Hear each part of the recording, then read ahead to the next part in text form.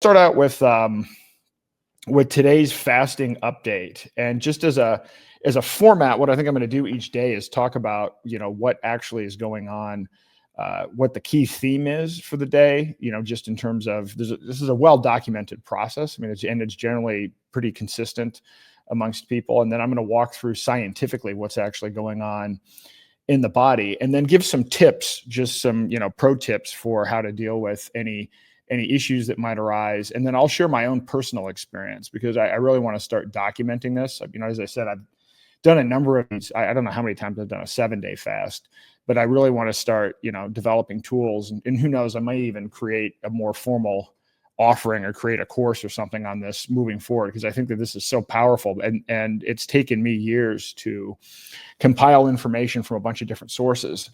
And one area where I think that there's huge advantage is if you actually get groups of people engaging in the fast at the same time. Because you think about these political activism, fasts. Well, you have Gandhi, you have Cesar Chavez, you have these people that are engaging these fasts, but it's usually one person doing the fast, and then other people kind of looking to that. But I think there's actually more power in a group of people, and in fact, a group of people that can then interact in a fasted state. But today's theme is that really now ketosis is kicking in, and the fat is beginning to melt. You're beginning to see a bit of lifting of brain fog, and you're really beginning at the very early stages of turning into a fat burning machine. And so what's actually going on scientifically is, you first depleted your glycogen stores, so you're basically your carb stores, and so that's beginning to run low. And now what your body is doing is it's taking your adipose tissue and it's breaking it into fat in the liver and creating ketones. And then those ketones become your fuel source moving forward. And I'll tell you, it is a powerful, clean fuel source. Once you get fully what's called fat adapted, and once you're fully optimized and running entirely on ketones, you will be stunned about how much energy you have, how much mental clarity you have. I mean, it really is something that, I don't think there's any drug that actually matches your own body when it's in a full state of ketosis during a fast. So we're now at the very early stages of that. But if you're participating along on day 2, these are some of the common symptoms that you might have, or difficulties you might be encountering. You might have hunger pangs, which kind of go in and out, again, until you are fully working on and your body's efficiently running entirely on fat. You are going to go through these cycles. You may have a headache. You may have fatigue. You're going to start to have keto breath, and then maybe even a little bit of dizziness. So for the hunger pangs, what you can do is you can actually use sip herbal tea. That'll actually help a bit. With headaches, it's very important to remain hydrated and to add salt. And I'll say more on that. And I'll probably talk about that every day that we're doing a fast, which is you really want to make sure you don't want to just drink pure water. You're going to have a hard time with that. I mean, you will get dizzy. You will have a whole bunch of other issues. It actually can be pretty serious in terms of an electrolyte imbalance. So you want to focus on electrolytes and salt. With fatigue, as your body's switching fuel sources, it's good to go for a walk. Like, I actually went for a walk today. I didn't lift weights today. You wouldn't want to do any strenuous physical activity, but a nice slow walk is actually really an effective thing to do on day 2. Ketones work. When your body starts operating on ketones, you will get what is called ketone breath, or keto breath. And so, depending on your situation, particularly if you're at work, you might want to, rinse with water or chew a mint that doesn't have sugar or anything in it, maybe a sugar-free mint, preferably something with, that's not like sucralose or something like that. So in any event, and then dizziness, you may have issues with low blood sugar. And if you're really new at it and it's a real issue, you might actually want to have a little bit of broth. I don't have any broth, at this point, but if you're getting new to it and you really are having an issue, I have known some people that have had real serious dips in blood sugar, and that can be a problem where you really just can't function.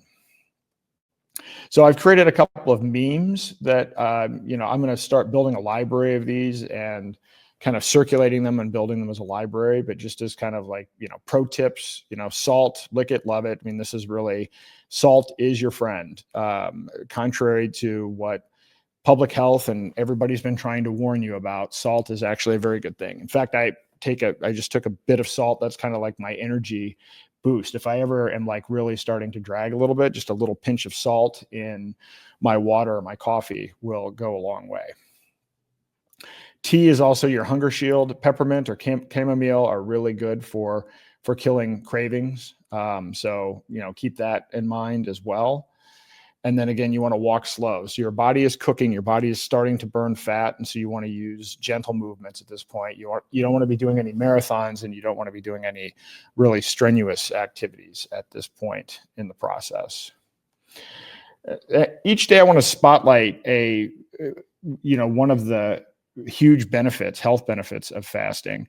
And today I'm going to focus on the fact that, fasting really is an inflammatory powerhouse. And so what happens is when you get into ketosis, ketosis lowers cytokines, and cytokines are huge inflammation triggers. And so when that happens, you will start to see the easing of pain, and you will start to see the easing of chronic disease. And I've had this happen. In fact, outside of getting COVID, for the last 5 years, I haven't used any medication, haven't gone to a doctor.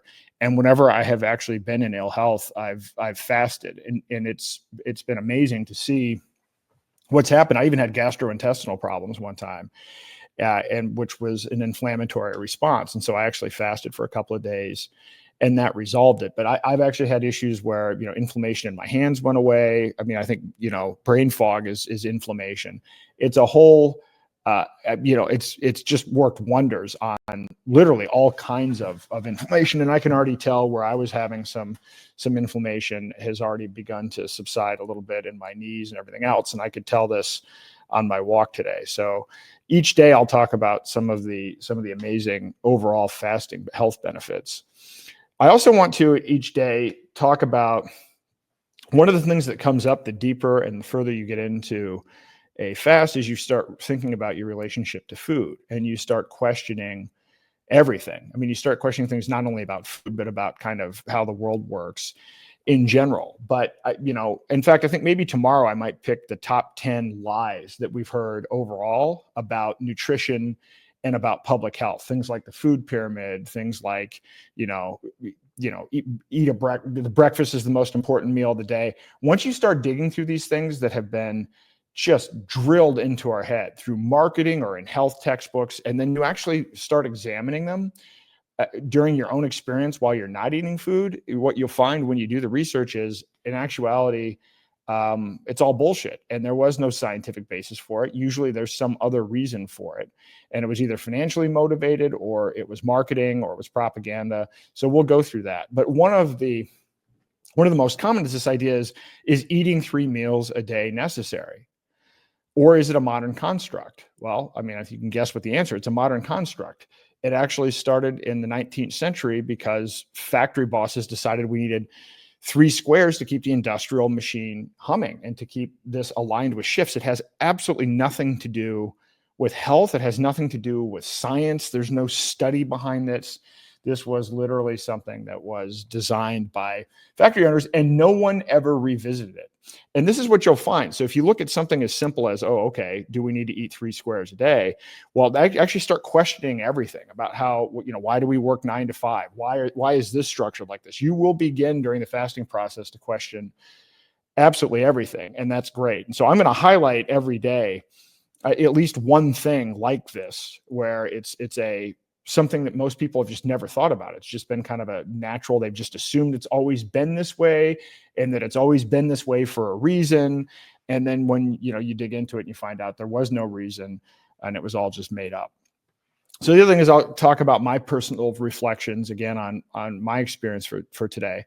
So day 2 is actually one of the most difficult days of the fast. Day 2, and then maybe day 3, it depends on how bad your situation was going into the fast in terms of your insulin levels and where you are, and a whole variety of things. But usually day 2 is the roughest, because that's when you're really beginning this transition from glycogen to using ketones. My experience was I woke up this morning, I was very, very tired, and I was hungry, and a little bit, a little bit cranky. And then the other thing is, which I'll talk about it also in more detail, because as we do kind of a spotlight on these things, I had kind of diarrhea. And there's an interesting thing. I mean, bowel movements aren't usually a fun thing to talk about, but I will say that there is a very interesting process when fasting, because you are absolutely cleaning out your gut bacteria. I mean, this is a great way. I mean, the good news is you're getting rid of good and bad gut bacteria, but more of an emphasis on the bad gut bacteria. So you'll go through a period of time, if you're like 7 days, 10 days, 14 days into a fast, where obviously you're not eating anything, but stuff is coming out. And the stuff that's coming out is kind of the really bad stuff that is in your gut biome that you actually want to get rid of. But it is a little bit nasty and it doesn't smell great. So I'm giving you a little forewarning for that. Today, I felt okay physically. I will say I wanted to get more work done today than I did. I had a lot of stuff to do with clips and actually even getting this podcast together and putting together some research, but I was running a little bit slower than I might otherwise. In fact, I thought I was going to present an article that I've been working on about Curtis Yarvin and Yuval Harari, but I didn't even get time to work on that today. But I did get time to take a walk. And so in the end, things were starting to perk up by the end of the day. And the walk really helped. The walk was a great way to break things up.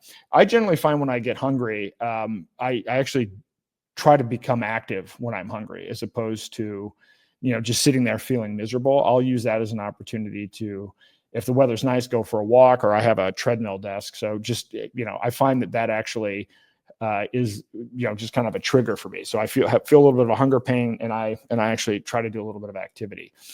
I felt pretty good emotionally. I've actually felt very, very positive and very engaged. I'm very excited about this whole initiative. I actually think I'm excited about being able to introduce people to fasting, because it actually fits in with voluntarism. It actually fits in with Roger's philosophy, my philosophy as well. I mean, this is something where you are taking control of your own health, and you are really taking responsibility for, not eating, but in the process of not eating, it really does focus you to do an incredible amount of self-examination. So it is a terrific thing that I think is ideologically aligned with Roger's principles, and it's for a good cause that I think will be successful in raising awareness.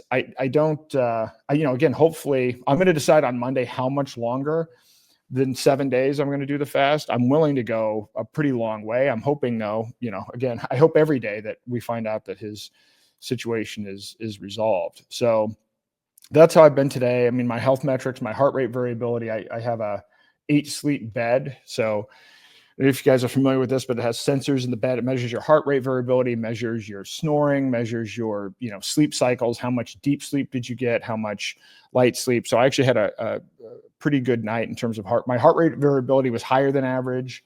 The other metrics were a little bit off. I didn't get as much deep sleep as I normally get, but it wasn't anything, wildly off one way or another. And if you are measuring these kinds of things, if you have a tracker, I mean, again, if stay on top of this, as I said yesterday, you want to be compassionate with yourself. So, I mean, if you're finding that you are really out of line and something's not right, then, it's okay to break the fast. You don't have to injure yourself, especially if you're new at it and you're kind of gradually moving into it.